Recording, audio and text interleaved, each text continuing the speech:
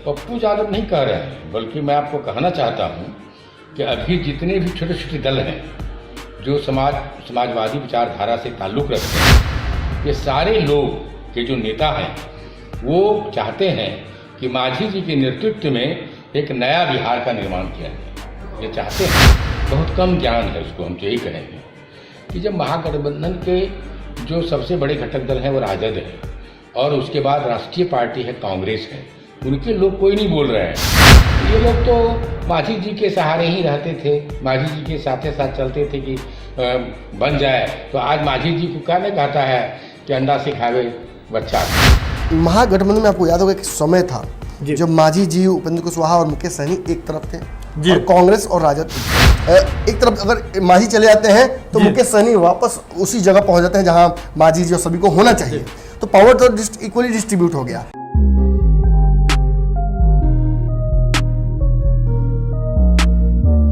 नमस्कार, भारत लाइव देख रहे हैं आप और ये पंचनामा है जहां हम खबरों की जो है चीरफाड़ करते हैं। हमारे साथ तो आप जानते ही हैं पंचनामा के डॉक्टर हैं, डॉक्टर नमन मिश्रा यहाँ मौजूद है जहां खबरों का जो है चीरफाड़ होने के लिए। तो आज जो स्ट्रेचर पे जो खबर आई है हमारे सामने वो है तेजस्वी और नीतीश के बीच जो है सीटों का बंटवारा हो गया, यानी कि महागठबंधन का जो बंटवारा हो गया है तेजस्वी और नीतीश के बीच। अब आप समझ रहे होंगे कि ऐसी खबर तो आपने देखी ही नहीं है। तो बात क्या है ना कि जहां डॉक्टर होते हैं, स्पेशलिस्ट लोग होते हैं, तभी जो है बॉडी का एनाटॉमी समझ आता है, यानी कि भीतर की जो खबर है तभी सामने आ पाती है। और भारत लाइव इस ऐसी खबरों का स्पेशलिस्ट है, पंचनामा शो ऐसी खबरों का स्पेशलिस्ट है जहां हम शरीर के भीतर क्या चल रहा है या फिर किसी पार्टी के भीतर क्या चल रहा है, उस बॉडी के भीतर क्या चल रहा है वो हम आपको दिखाते हैं। तो एक बड़ी जो बात है जो आज हम पंचनामा में करने वाले हैं कि तेजस्वी और नीतीश के बीच महागठबंधन का बंटवारा हो गया है।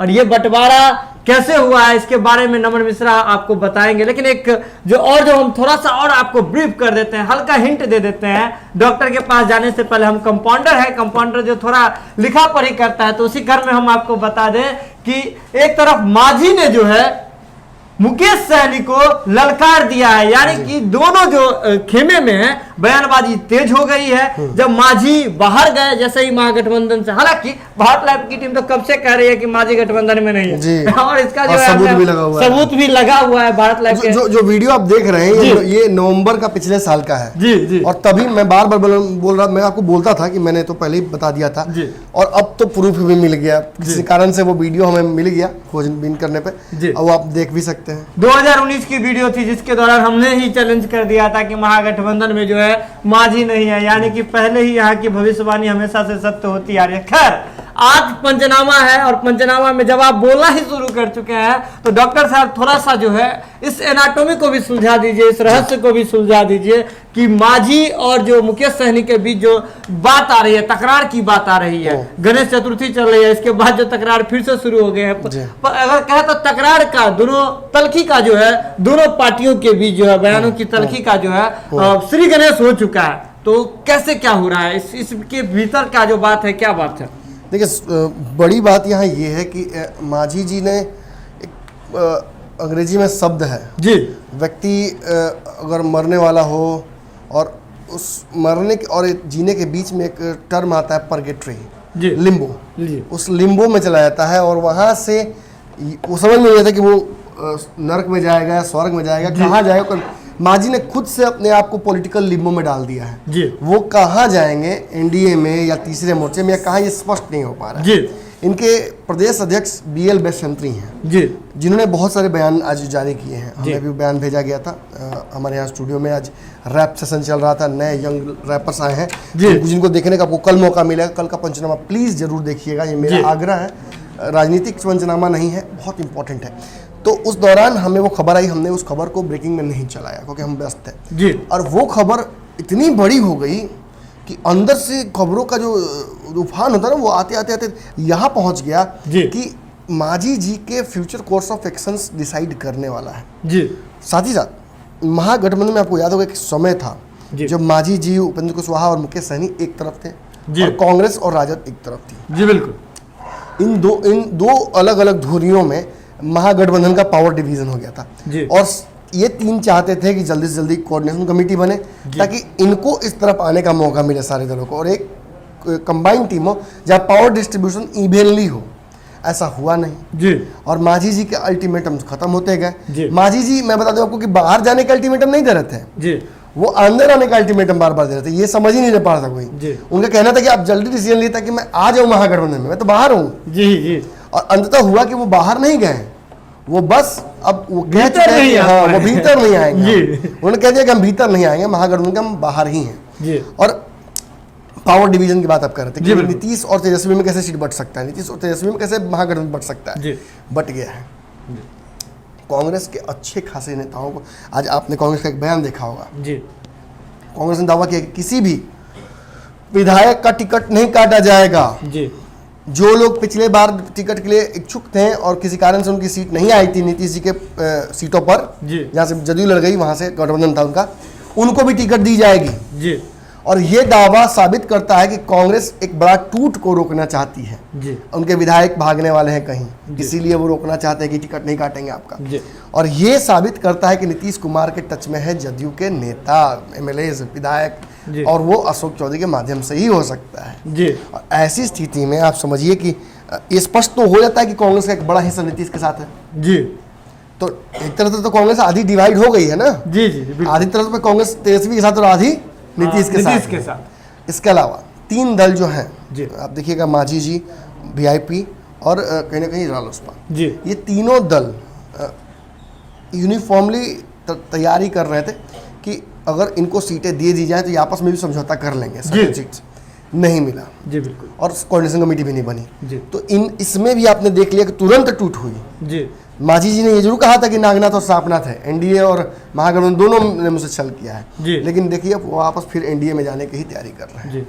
नीतीश कुमार की तरफ से तो उनको वेलकम भी है जी। कि आप आइए और हमारे साथ विलय कर लीजिए और सीटों का जिम्मेवारी हम आपका ले लेते हैं। जी। लेकिन यहाँ भी समीकरण बहुत सारे बन रहे हैं। जी। नीतीश कुमार जी मांझी से किसी सिंपैथाइजर नहीं है, जी। वो बस चिराग पासवान के पावर को कम करना चाहते हैं इस एनडीए गठबंधन में। जी। और वो चाहते हैं कि कहीं ना कहीं रास्ता तो बंद हो गया है। जी। भाजपा के नेताओं के बयानों को देख लीजिए मांझी जी को जी। लेकर, अभी भी एनडीए में आने की बात वो कर रहे हैं, लेकिन भाजपा के नेता साफ तौर पे कह रहे हैं कि नहीं, हम इनको नहीं लेना चाहेंगे। जी। ये बहुत पलटी मार चुके हैं मांझी जी और इन पर भरोसा नहीं है हम लोगों जी, को। बिल्कुल। और लेकिन फिर भी नीतीश कुमार के बारे में खबर आ रही है कि नीतीश कुमार भरोसा करेंगे, भरोसा नहीं करेंगे, वो कहीं ना कहीं चिराग पासवान को कमजोर करने जी के लिए। कमजोर करने के लिए रणनीति के तहत उनको लेके आएंगे। जी। और उस हिसाब से सीटों का डिवीजन होगा। और भाजपा जो चाहती है कि लोजपा को टिकट दिला के नीतीश को कमजोर कर दे, तो उन्होंने बैकअप बना लिया। यानी कि कहीं ना कहीं एनडीए में भी जो बात है, एनडीए में भी सीट शेयरिंग को लेकर के एनडीए में भी जो है बंटवारा होगा। जबरदस्त कंफ्यूजन है जी। कई सीटों पर। तो मुझे ये भी खबर आ रही है, अब बाबा बताएंगे विशेष अगर अपने जो चुनावी सर्वे है उनका उसमें, जी। कि कई सीटों पर तो जदयू के लोग लोजपा को ओवरलैप कर रहे हैं। जी। जदयू की ट्रेडिशनल सीट लोजपा की जी। है और जदयू के लोग वहां चढ़े जा रहे जी। हैं, जदयू सीट को डिमांड कर रही है भाजपा से। जी। तो लड़ाई तो भी और आगे लंबी होनी है। जी, बिल्कुल। लेकिन एक बात तो स्पष्ट हो जाता है कि मांझी जी कहीं ना कहीं अब नीतीश के साथ चले गए जी। हैं, और नीतीश के साथ चले ही नहीं गए हैं, जी। नीतीश की राजनीति के साथ वो अब इत्तेफाक भी रखेंगे। जी। कल तक जिस नीतीश कुमार की राजनीति को विफल और उनकी नीतियों को विफल बता रहे थे, अब उनके साथ जी। है। ऐसी ही कहीं ना कहीं बात आप देखिएगा। दूसरी तरफ अगर हम तेजस्वी की बात करें जी। तो तेजस्वी के साथ भी ऐसा ही हुआ है। जी। कांग्रेस का एक बड़ा हिस्सा, सदानंद सिंह वाला ग्रुप नहीं, दूसरी तरफ जी, जो हेलीकॉप्टर वाला ग्रुप, हेलीकॉप्टर वो वाला पूरा ग्रुप एकदम साथ में है तेजस्वी यादव के, और वो बहुत बड़े सिंपैथाइजर तेजस्वी के नहीं है। जी। वही मौका परस्ती के तहत वहां है। उन्हें पता है कि हो सकता है कि इनकम्बेंसी लागू है और इसके तहत घाटा हो जाए नीतीश को, जी। तो हम नीतीश का जान क्यों जाएंगे, हम जी। सीधे वहीं जी। रहेंगे और रहेंगे तेजस्वी के साथ, और तेजस्वी की सरकार बन जी। जाएगी। तो वहां भी टिकट डिवीजन है। जी। और दूसरा बात, महागठबंधन की बात आप करते जी। हैं, तो रालोसपा तो पूरी तरह से अभी ऐसी स्थिति में चली गई है जी। जहां से वो डिसाइड नहीं कर पा रही है कि नीतीश माफ कीजिएगा तेजस्वी और कांग्रेस में किसके साथ उसे जाना है। जी। दो पावर डिवीजन है और दोनों में से दोनों जगह वो ट्राई कर चुकी है। तेजस्वी सुन नहीं रहे हैं बात, जी। और कांग्रेस जो है वो अपनी शर्तें रख देती है कि आप विलय करके आ जाइए, हमको कोई दिक्कत नहीं है। और रालोसपा ये चाह नहीं रही है अभी, क्योंकि बहुत कुछ रालोसपा को मिलेगा नहीं अगर विलय कर लेगी तो। लेकिन कहीं ना कहीं एक और जो बड़ी बात आ रही है, वही जो अगर हम के जो वरिष्ठ नेता हैं जिन्होंने आज जो दावा जी, किया जी। है, वो तो ये भी दावा कर रहे हैं कि मांझी जी के नेतृत्व में जो पप्पू यादव का नाम वो लगातार कह रहे हैं कि पप्पू यादव और उनके तरह के जो और जो छोटे दल हैं वो सभी मांझी जी के नेतृत्व में आगे बढ़ना चाह रहे हैं। उन्होंने इस बात का भी दावा कर दिया। ये नई बात नहीं है जी। ये दल तीसरा मोर्चा है, इसने अपने आप को पप्पू यादव ने आज ही नहीं कभी कह दिया था कि आप आइए हम खाद बनने के लिए तैयार हैं, आप इस बार नेता बनिए और मुख्यमंत्री बनिए, एक दलित नेता को हम मुख्यमंत्री बनाना चाहते हैं, ये पप्पू यादव ने बहुत पहले कर दिया था। लेकिन तीसरे मोर्चे में पप्पू यादव खुद ही नहीं है, तो क्या फायदा, क्या फायदा, पप्पू यादव तो खुद ही तीसरे मोर्चे में नहीं है। ऐसे में कहीं ना कहीं अरुण कुमार और इन लोगों ने इनवाइट किया था, और मैंने आपको कहा भी था, मैं पहला शख्स हूं जिसने कहा था कि तीसरे मोर्चे में ना मांझी को सीएम बनाने की सौगात आगे बढ़ चुकी है। बस यही है कि मांझी के ऑप्शंस खुले हुए हैं, मांझी इन दोनों ऑप्शंस में से एक ऑप्शन चुन सकता है। आपको ऐसा क्यों लग रहा है कि वो सिर्फ एनडीए में ही जा सकते हैं, तीसरे मोर्चे को लेकर? बिल्कुल, मैं दोनों ऑप्शन होंगे खुले, मैं कह रहा हूँ। और ये इस परिस्थिति में होता है जब सीधे तौर पे मांझी जी देखते हैं कि इनकी स्थिति खराब होती गई और मुकेश सहनी ने अपने रिश्ते ठीक कर लिए। जी बिल्कुल, मुकेश सहनी को मांझी जी ने ही कंफ्यूज किया था कहीं ना कहीं। आपको याद होगा कि एक इंटरव्यू एक निजी चैनल पे चला था जिसमें मांझी जी और मांझी जी के जो प्रवक्ता है दानिश रिजवान और मुकेश सहनी मौजूद थे, और इन दोनों ने खुले, मांझी जी तो खुलेआम बोल ही रहे थे दानिश रिजवान, और कहीं ना कहीं उसी फ्लो में उनके मुंह से, मुकेश सहनी के भी मुंह से ये बात निकल गई थी कि हम सीट पर चुनाव लड़ना चाहते हैं और हमारे साथ धोखा हो गया है। मतलब उन्होंने कहीं ना कहीं तेजस्वी पर आरोप लगा दिया था।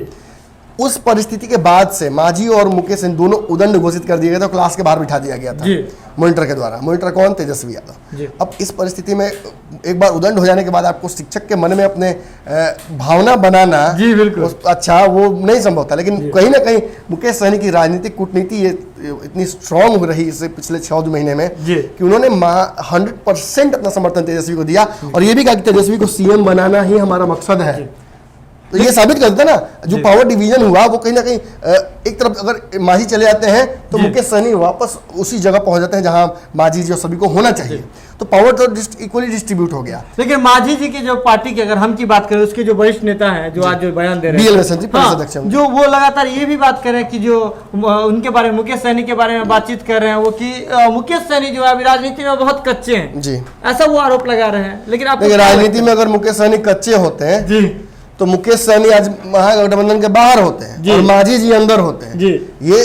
ये कह देना कि तेजस्वी यादव कच्चे हैं और मुकेश सहनी कच्चे हैं, मुकेश सहनी ने पिछले 1 साल में जो राजनीति कर ली है ना, वो बड़े बड़े नेताओं को सोचना पड़ेगा जी। बिल्कुल, 1 साल में उस व्यक्ति ने अपनी नई पार्टी को महागठबंधन में स्थापित भी कराया और निषाद क्रांति जिसका लोग भूल चुके थे नाम, उस क्रांति को वापस पुनः स्थापित किया इस मानस पटल पे। एक सवर्ण होने के नाते मैं बता देता हूँ कि कहीं ना कहीं निषाद क्रांति बहुत जरूरी थी इस देश के लिए, आजादी के समय भी उनका योगदान रहा है। और ये मछुआरे ही हैं जो कहीं ना कहीं समुद्र के माध्यम से जमीन पर लड़ाई लड़ते हैं, वो समुद्र से लड़ाई लड़ते हैं, और उनके रोजगार पर जिस तरीके से खास तौर पर उनके समाज को जो एक आरक्षण नहीं मिल पाया, जिसकी लड़ाई लड़ते लड़ते वो एनडीए से बाहर। देखिए, बाकी लोग पॉलिटिकल पार्टियां बनाकर एनडीए में गए थे, चाहे रालोसपा हो या मुकेश, माफ कीजिएगा, मांझी हो, लेकिन मुकेश सहनी पॉलिटिकल पार्टी बनाकर एनडीए में नहीं गए थे। उन्होंने एनडीए से बगावत करके पार्टी बनाई जी। बिल्कुल, और अपने एजेंडे बनाई कि मेरे समाज को एनडीए नहीं दे रहा है संरक्षण और आरक्षण, और इस कारण से मैं जा रहा हूं। और उन्होंने यही बात स्पष्ट कही थी कि अगर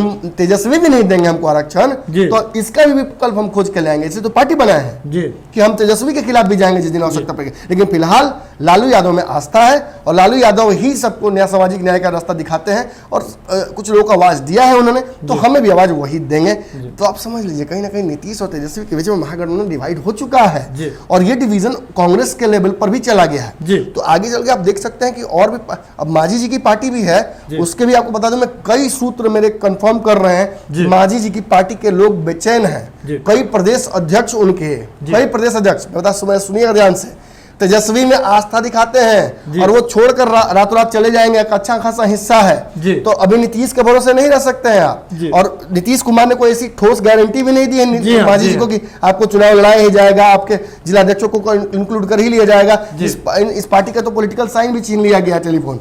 अब आने वाले समय में नीतीश कुमार कितना इस पार्टी को खाद देते हैं वो तो आपको समझ में आता है। नीतीश कुमार कितने दिन तक लोगों को सेंटिंग में रखते हैं, क्वारंटीन कर देते हैं, ये सब तो आपको पता ही होगा।